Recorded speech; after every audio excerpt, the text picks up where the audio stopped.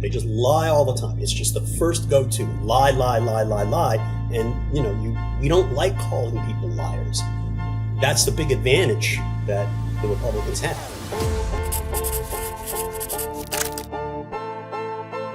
Hey, everyone. Just a couple hours after George and I taped the new episode of George Conway Explains It All to Sarah, we got the January 6th Jack Smith indictment unsealed. There's breaking news. George and I had talked about this on the show. We talked about the fact that it had not yet been unsealed. And so obviously we have been overtaken by events of the day. However, I still think you'll enjoy the episode. We do a lot of post-debate talk and talk about why the unsealing of these documents is important. But we will get to what is in the actual documents in our next episode. So make sure you tune in for that. But now please go enjoy the episode. Hello, everyone, and welcome to George Conway Explains It All to Sarah. I'm Sarah Longwell, publisher of the Bulwark, and because I'm not a lawyer, I've asked my good friend George Conway from the Society for the Rule of Law to explain the legal news to me just about every week. And George, how's it going, buddy? It's good. Any legal news? Anything else going on? We got a little legal news, but I got to ask it. Did you catch that debate last night? I have this thing about debates. I hate to watch them. I did watch the last debate, beginning to end, but usually I don't watch them beginning to end. I kind of turn them on, I get annoyed, I turn them off, or I channel surf. And I did a little of that last night, and then I kind of reviewed clips later because that's the most efficient way to find out what happened. And, I think it was just I think it's going to have no net effect on the campaign. And, the only other thoughts I have from the clips that I saw was that JD Vance is a much more polished liar than Donald Trump, as one might expect him to be.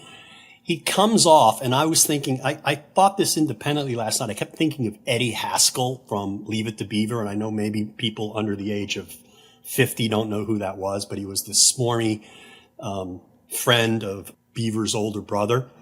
And I looked up, and it turns out other people made the exact same comment. You search for Eddie Haskell on Twitter, and you see a bunch of references, and somebody even put it into a piece today. I forget who it was. I think it was maybe Joe Klein. I don't know. And he really he comes off as insincere. Now, Waltz, I thought just looked a little tense and he wasn't as relaxed as he normally is. I think he was just, sometimes you cram for an exam and you're scribbling and and I think he needed to take a deep breath and just sort of chill and smile a little more, because television is like that. I mean, television, you get these impressions just from the expressions on people's faces about whether they're nervous or they're having a good time or they're scared or something. And he just had a look on his face that wasn't necessarily the greatest one or his best look. I mean, contrast that to Kamala Harris, who just looked like she was having a good time the whole time a couple of weeks ago, and then they got Joe Biden, who looked like he was paralyzed in the face, and that split screen makes a difference because it's TV, it's video, and I think that kind of hurt him. I don't think he said anything substantively bad. From what I could tell, I didn't hear anything that was substantively bad. I heard some pretty good stuff, whether as a policy matter, I agree with it or not. I thought he coherently laid out, the case for that the Democrats are trying to make on abortion and on the ACA and on any number of other things. But the other thing that annoyed me from watching, and I thought maybe I had missed it, but then I realized, I found out later I definitely did not. But, there was very little talk about the fact that the other presidential candidate basically wants to destroy the rule of law. Okay. Because none of this stuff, this was sort of a pretend normal debate. Like it would have been semi-normal other than the repeated lying on the part of Vance. It would have been a normal sounding debate in any other political context. But here, it's like none of these issues to me really matter that much compared to, we have this guy who's an insurrectionist and he basically wants to use the government as his own personal device of vengeance. And that just didn't come up. when I was watching, then I saw, you have to wait for the football coach to run that last drive, or run that last play, and it ended on that note, which isn't necessarily the greatest thing for a presidential debate, because people kind of tune out before the end. But the Kamala Harris campaign has done a great job already by putting out an ad about that. His inability to answer, to just admit that Donald Trump had lost the election, I think is just devastating. It just reminds people of okay, he's just a clone, and he's a smarter clone, and maybe he's a more dangerous clone of, well, no, he's not a clone. I mean, no, you can't really clone Donald Trump. That would be so that was Please my God, take. no. Please God, no. We can't have more than one. Yeah, it was interesting because these are two kind of Midwesternish guys, and they were both very nice to one another, very accommodating of one another. Which, you have to. Yeah. Which has a certain element. I've been listening to the focus groups this morning of people who watched the debate, and there is an element in these voters that they like how normal it was, right? They like that these two men weren't screaming at each other. I do think though, for people, and like I do you too. and I do too. Except one was just lying his ass off, and I think Tim Walz needed a Minnesota nice way of calling out Vance as a liar. I mean, I just think that's one of the problems we have in dealing with the new Republican Party, which is it so subsists on lies that it's impolite to confront them on those terms. And that's why they get away with so much. They just lie all the time. It's just the first go-to. Lie. And, we don't like calling people liars. That's the big advantage that the Republicans have. I think this is right, that Republicans who are doing things that are insane and totally outside the boundaries of normal benefit from the fact that a nice guy like Walz just wasn't going to go for the jugular. Like, he could have literally opened his first question with, look, guys, I'm not a Yale educated lawyer, so I might not be, I might not be the fancy debater tonight, but I'll tell you one thing. The guy that picked JD Vance out here, that guy tried to overturn an election. And JD Vance has gone on the record and said he'd let him. The reason JD Vance is on this stage is because Donald Trump had to choose a new vice president. Because they tried to get the last one killed when he went ahead and certified an election as he was legally bound to. I don't know. There's just, but that's I saw this great tweet a few minutes ago. Always ask a prospective employer why the position is open. Yeah, right. And I think that is. I think Tim and I were talking about this on the next level today, which is just, I think it's hard for us to be happy about how the debate went last night, because all we want is for people to call these guys out, right? We didn't want Vance to sort of get away with lying, and to have a nice guy like Walz. Walz's default position as a human, clearly, and I respect this about him as a human, is that he's looking for common ground from the person that he's talking to. He's not trying to find a way to disagree. He's trying to find a way to agree. He's trying to find a way to come together. In a world of JD Vance's, be a Tim Walz. Be a Tim Walz every day. I agree with you. Yeah. The problem is that of Tim Walz is on the right and on the left. Okay. The problem is that he ends up giving, I think, not in a way that reflects poorly on Walz at all, but just, I think, ultimately has a negative effect, which is he gave a kind of emotional cover to JD Vance, because JD Vance was able to lie sort of, and not calling him a liar. You enable him in some way. But I don't want to be critical of Walz for that. It's just, I wish there were, I think there's a way, and I think Kamala Harris did it quite deftly, of sticking the knife in with a smile. And maybe that's not Minnesota nice, maybe that's California nice, I don't know.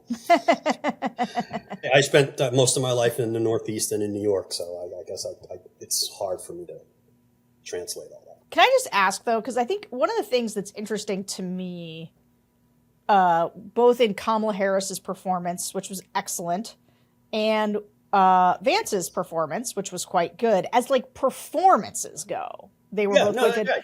And their legal training seems to have, these are just both very highly educated, highly skilled. She's much more of a she practiced law much more. Yeah, But she practiced you law. can He did. see it all over him, though. I can tell. I went to like Yale Law School. You don't learn anything about. You don't learn anything about Yale Law School. You don't learn anything at Yale Law School? No. So you went to law school, the same law school as JD Vance. What do you think? Like, what do you think he learned there that prepped him for what happened last night? You know, I think that what he might have gotten out of Yale Law School would be just sort of trying to be ethereal. I think that's what a lot of people get out of Yale Law School. It's an odd place to go to law school because, you know, a lot of people end up not being lawyers and they end up just doing something else and they end up not really focusing on the law very much. But if you want to learn law, you can actually learn it there because there's just a thing. And I don't think there's enough practical advocacy training there, or maybe, you know, again, it's been 40 years since 35 years since I left there. But I think the thing about him is he had the ability to get in, which means he was very strong, had very strong verbal skills. You can't really get in to a top-notch law school without some intellectual capacity. And I think that's what he carried in there, and that's what he carried in last night. He has this ability to put words together. They may not all be true, but, you know, he's good with words. Good with words, and I also thought because this is, I don't know if this is true or not, but the thing that struck me about both Harris and Vance, they seem to be very comfortable. And I mean, I just, like, Walz's biggest problem was a visible discomfort. Whereas JD Vance walked in there, and I thought Kamala Harris was, like, a little uncomfortable for, like, 20 seconds, and then she, was in it. But I guess I feel like there's maybe a confidence do they teach you, like, an ability to perform under pressure? Like, he knew where the camera was. He knew, no. No, you just learned that going on TV and doing that. I mean, no one ever taught me how to do TV or be on a podcast or anything like that. I think it's just instinct. And I think one of the things in a live performance, we're grading performances here like that, is you have to be relaxed. You have to be able to go with the flow. And I find sometimes that the more I prepare for something, the rougher it becomes for me, because I'm trying to think of which of these pieces I got to get in at the right moment, as opposed to just going with the flow.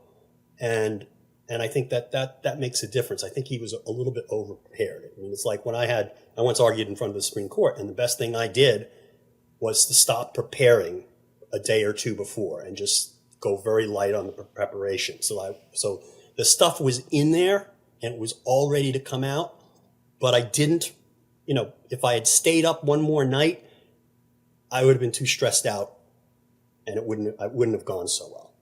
Yeah. So I don't know. I mean, it's a debate is also just a different kind of, you know, or like an argument in court. It's different than a conversation, right? It's not, you know, like us, we're having this free-flowing conversation and we can be very relaxed about it. But a debate where you're being graded and you're being cross-examined and you know, you're worried about making a slight mistake, you know, it has a different psychology to it. And I think he didn't adapt to that as well as he might have. Yeah, I think it wasn't the natural environment for Walz. But you know what's interesting? So now I've been listening to a couple groups of voters, and like they basically think it was kind of a wash. Like I think for people maybe a little bit like us who would grade something like that on points, you know, we have like our points on substance. Like I wouldn't equate us exactly like judges at the Olympics, but we have like a higher sense of like technical scoring, whereas I think that's right. And partly because like we understand this world and we have our own sense of what we think the answer should be, and we spend our time playing with words more than most people. That's right. And evaluating other people's like performances in this arena, writing, their speaking, absolutely. We're tough critics. But I got to say, the voters are kind of like, Yeah, Walls seemed a little uncomfortable, and JD Vance was good, better than I expected, but I don't think I trust him anymore, and I definitely still don't trust Trump. And the thing that did seem to last or sort of stay with them is the idea that Vance wouldn't say that he would certify the election, or that Trump lost the last election. It absolutely was a gift from the heavens. And I think that's right about regular people watching a regular guy like Tim Walz. It's like, yeah, I'd be nervous too. So they cut him slack. And then the other guy is Eddie Haskell. He is a little too slick. Yeah. And they see that. They do. People see right through. People see authenticity, and people look for authenticity more than, and we look for slick sometimes, us in the Beltway or in the. Well, we can sort of look at it and be like, ooh, like, I mean, I was doing this, like last night I was watching it and I was like, oh, Walz is looking too earnest. His eyes are sort of popping into the camera as he talks. You can see his discomfort.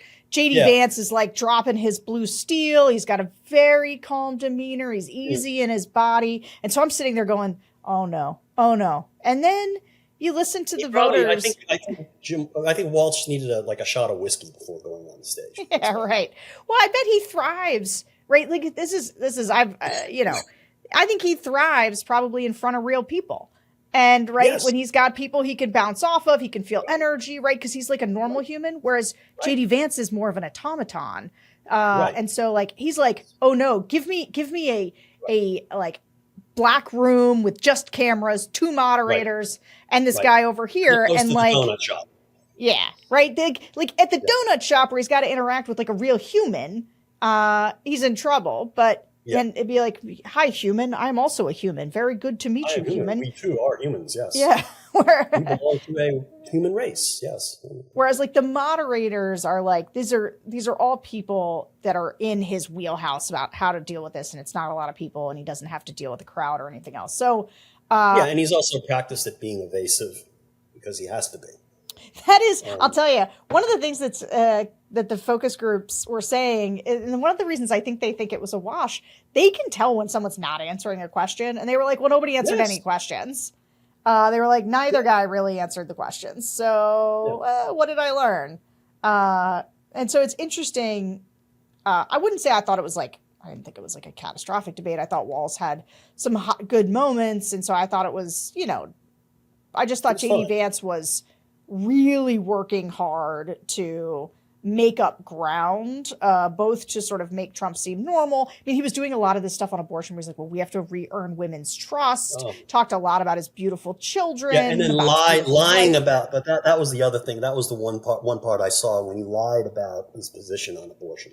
I mean, that was just a flat out lie. Like, never. Yeah, he lied his way through most of the whole thing. Flat out lie. And, but that's what they do. Well, that is sort of that seems to be the main common denominator between Trump and Vance is they're very comfortable lying to the American people. And Vance is smoother at it. He is smoother at it. And it's interesting. I do think that's why people like Trump more. I got to tell you, the number of people who say in the focus groups about Trump, well, I know he lies, but I think he's honest. I think he tells the truth. And they'll like say it in the same sentence. It's almost like the other one you hear a lot is like, well, I'm pro-life, but I believe in a woman's right to choose. Like people live with certain contradictions. Well, he's so emphatic in his bullshit. Yeah, they like kind of know it's a scam. They like know it's a scam, but it's also like a show. It's a performance. This is the best, right? He's more emphatic in his bullshit, and it looks more authentic that he actually believes it because it's so rough around the edges. Yeah. I mean, it's like somebody used to say to me, what somebody used to say to me to defend him to me was, oh, he talks like regular people. Mm-hmm. I don't quite think that, but. Well, and I do think on some level, Walz might do better than sometimes we think because we're listening to JD Vance with ears that are like clocking everything he's saying, where I think for a lot of times with people, they were like, Walz made more sense to them. Like he was talking about things like, just in a slightly more normal way. Yeah, he's much more relatable. All right, I'm going to do a quick ad, pay some bills, and then we are going to talk about some legal stuff because there's a couple cool legal things going on that I want to get your opinion on. George, Yes, today's sponsor is PrizePicks. PrizePicks is the best place to get real money sports action. With over 10 million members and billions of dollars in awarded winnings, PrizePicks has made daily fantasy sports accessible to all. You just pick more or less on at least 2 players for a shot to win up to 100 times your cash. Run your game all season long on PrizePicks. And PrizePicks is the best way to get action on sports in over 30 states, including California, Florida, Georgia, and Texas. PrizePicks is the best way to win real money this football season. Which players are going off? Which ones aren't? Make your picks in less than 60 seconds and turn your sports opinions into real money all season long on PrizePicks. Sign up today and get $50 instantly when you play $5. You don't even need to win to receive the $50 bonus. It's guaranteed. You know, George, I don't know about you. You're a football guy, right? I do watch football. I'm not a football maven, but yeah. I am a gambler. I don't know if you know this about me, but I do love to gamble. I did not know that. But I'm not a huge sports person. And so Can we do a bus trip to Nevada then? Yeah, well, so what I've been trying to figure out is, in order to watch more sports, to get me to watch more sports, should I start getting into sports betting so that I will follow sports? Will that get me into it? Because I do love to gamble so much. What do you think? Yeah, that's one way to do it. I think that's why a lot of people do it. I do. I think I think people love fantasy leagues and all that kind of thing, and the players and putting together their own teams, and yeah, I think I think it adds a lot to the experience. I don't necessarily have the patience for it, but other people do, and they have a lot of fun and they love talking about it. And it also is there's a whole social activity aspect to it. Yeah, so I'm gonna get on this PrizePicks, and maybe it's gonna get me into sports the way I want to be into sports. Download the app today and use code AskGeorge to get $50 instantly after you play your first $5 lineup. PrizePicks, run your game. Thanks, PrizePicks, for sponsoring this show. Okay, George, I want to talk about the D.C. election interference case. Okay, so last week we talked about how Jack Smith was about to file his monster 180-page brief laying out all his legal arguments and evidence in the January 6th case. And he did file his brief, but he filed it under seal, which means what exactly? Because I thought they were going to file this thing and we were going to get all this information, you and I were going to comb through it, and then it's just under seal and we can't see anything. So what's the deal? A couple of reasons for that. Normally, grand jury testimony, and there's going to be a lot of grand jury testimony in there, is secret until it's used in court. And the second point is that there's a concern about witness intimidation. So there's a protective, what's called a protective order in place in this case, as in many other criminal cases, that requires certain sensitive materials that could cause retaliation to witnesses, or there's grand jury material, and other sensitive items. They don't go on the public docket, or they're restricted. And then the parties, in cases, typically will file a version of the document that's a public version where they black out the sensitive material. And so, with this factual presentation, because it's so large, there's obviously all sorts of stuff that hasn't seen the light of day and that is sensitive. And the judge has to basically decide, well, what is the standard by which I'm going to determine what the public gets to see at this point in time? And Smith is suggesting that basically you can have the quotes, but you can't have the citations that say this was witness X telling the FBI this on January 16, 2023 or something like that, or grand jury testimony on such and such a date from this witnesses. So, and that, I think, is the idea there would be, you get the public has a right to know the substance of what the argument's being made, but we're going to protect the witnesses by protecting their identity and shielding their identity. Now, what's going to happen is, if that's the standard that's used, when the document comes out, it's going to be the parlor game among commentators and reporters and lawyers figuring out, like, who said what. Was this Mark Meadows or was this somebody else? And it'll be its own little sport. The Trump people, of course, don't want any of it released. And they've been trying to delay. They wanted to delay this motion. They wanted to file their brief first. They wanted to do everything to limit the possibility of information and limit the amount of information that could come out before the election. And that's the bid and the ask. I think what's going to happen is we're going to see a bunch of stuff in the next couple of weeks. I don't know exactly what the schedule is or how quickly Judge Chutkan is going to act on the motion to unseal. But she's a pretty efficient judge, and odds are we're going to see something before the election. Whether it's interesting or not, I don't know. If we saw the whole thing, the whole document beginning to end without redactions, it would be, I'm sure, very, very interesting. So we just have to see where she comes out on what gets put out to the public and what doesn't.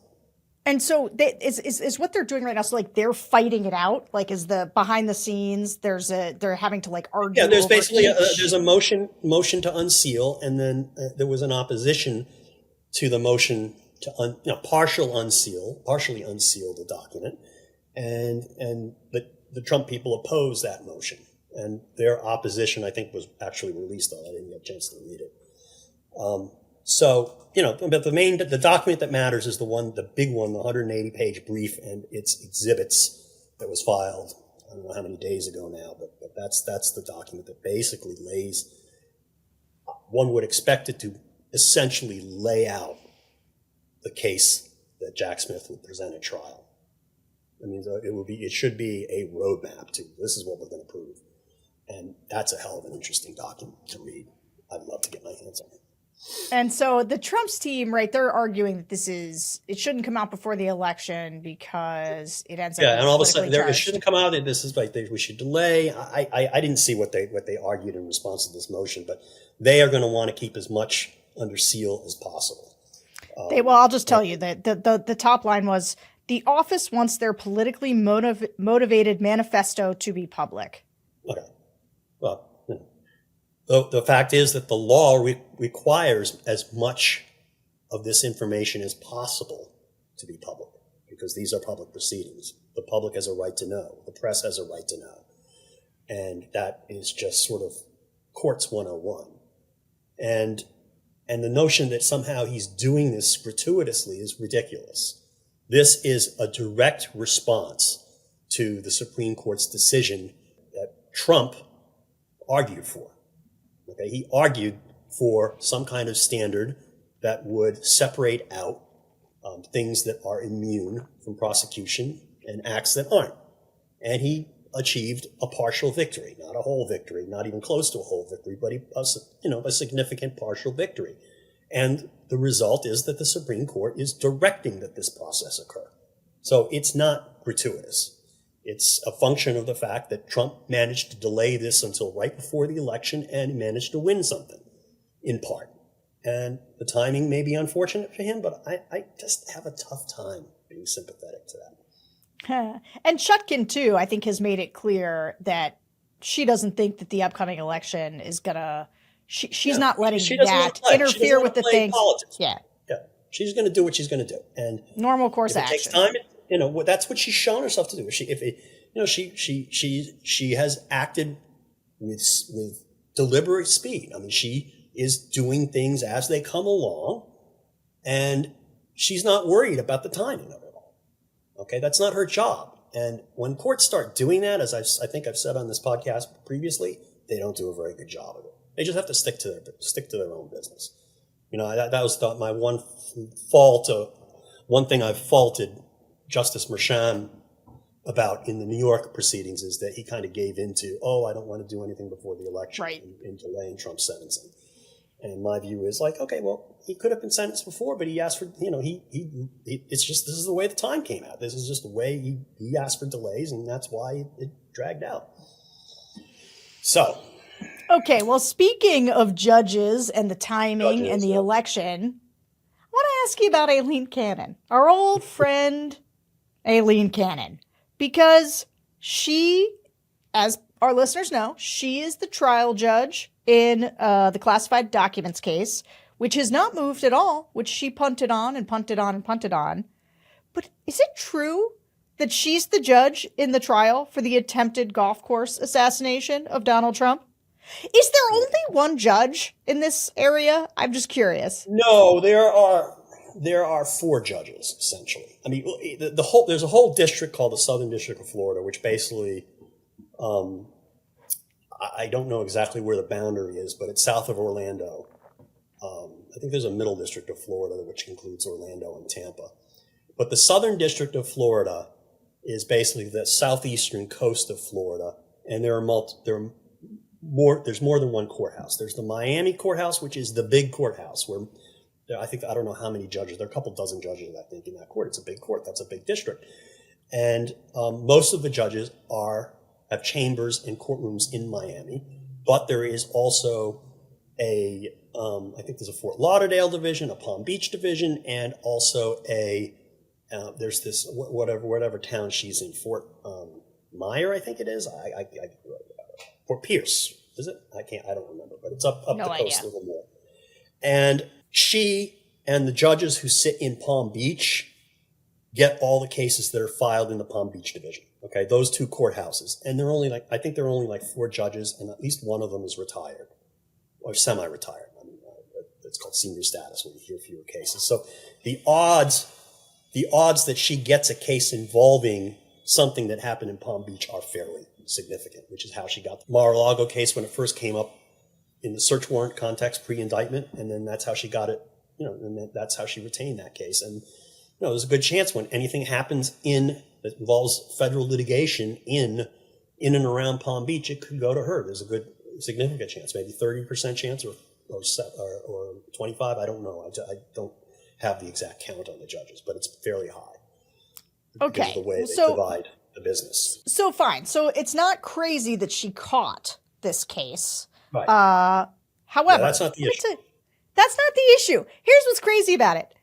She scheduled the trial to start November 18th, which, I don't know, seems like a lot quicker timeline than how she handled the classified documents case before she dismissed it. What do you make of that, George? I mean, look, it is a simpler case and should go to trial fairly quickly. All right. That said, the power that a district court has to delay or expedite proceedings is almost unlimited. And you're absolutely right. The contrast is stark. I mean, this judge ordered briefing on whether to have briefing in some cases, which is just, she did, it's hard to imagine she wasn't slowing things down until that one point where she decided, okay, we're close, cynically, people suggest, I'm not going to be accusatory here, that she decided, oh, wait, we're close enough to the election, I can dismiss it, it'll go up on appeal, never come back until after the election. That's what people think she did, and it's not a crazy thought. So, she used the powers, the inherent power of a district judge to control her own docket, and she seems to have used it to Trump's advantage in one case. And then she's using it to the government's advantage in this other case. I don't know, George. I'm beginning to think Aileen Cannon is not on the level. Is that possible? It's possible. She has done quite a number of unusual things that only make sense if she was trying to curry favor with or gain the approval of Donald J. Trump. But I'll leave it at that. I'm not one to conspiratorialize, but it feels like actually like we're kind of getting our faces rubbed in it. Like that it's so absurd the way that she has behaved, so obvious that it would feel ridiculous of us not to notice it. But maybe I just don't know how these things work. No. There are most judges do not do things like this. But there's always going to be a case or two here or there where a judge kind of goes off the rails, and because they're human, and they have ambitions, and they have motivations. They have personal motivations sometimes. I mean, they're not perfect judges. And, I hate to suggest it, but it's just hard to read her conduct any other way. I've been one of the last people to be critical of her, but my willingness to give her the benefit of the doubt expired a long time ago because she has blown through she's done so many things that just make you scratch your head. That you're not wrong to say that she might not be on the level. Yeah. Well, I really hate to say that. I just hate to say that about a federal judge. Well, I look forward to Donald Trump winning and her getting to take Thomas's seat on the Supreme Court. Yeah, can I throw that one more thought in? The one more thought is we can only hope that whatever Court of Appeals panel gets the appeal from the dismissal of the indictment takes note of how expeditiously she's treating other cases, in particular this attempted assassination case. Because that's going to go to whether or not they think she's on the level. And if they don't think she's on the level, they have an inherent power to reassign the case on remand. And there has been filed one amicus brief by the great lawyer, Supreme Court advocate Seth Waxman, and there is another that basically addresses that reassignment issue. And I hope the Court of Appeals takes it seriously. Yeah, don't get me wrong. I do think somebody who tries to assassinate a presidential nominee should get a speedy trial. Yeah, he has a right to a speedy trial. That's absolutely. There's nothing wrong with that. But it just shows you that her slowness may be selective. Yes, I think that is potentially what we've been seeing. A little selectivity. Okay, George Conway, as always, thanks for explaining the legal news to me. Thanks again to all of you for joining us for another episode. Don't forget to hit subscribe, leave us a review, email us at askgeorge@thebulwark.com, and we will see you next week. Bye. Bye.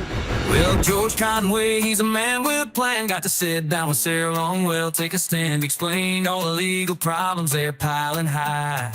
With Donald Trump, oh my, oh my, oh my. He said, Sarah, let me break it down for you. There's obstruction of justice, corruption too, the legal tangles and troubles, they're growing fast. It's a storm that's gonna last.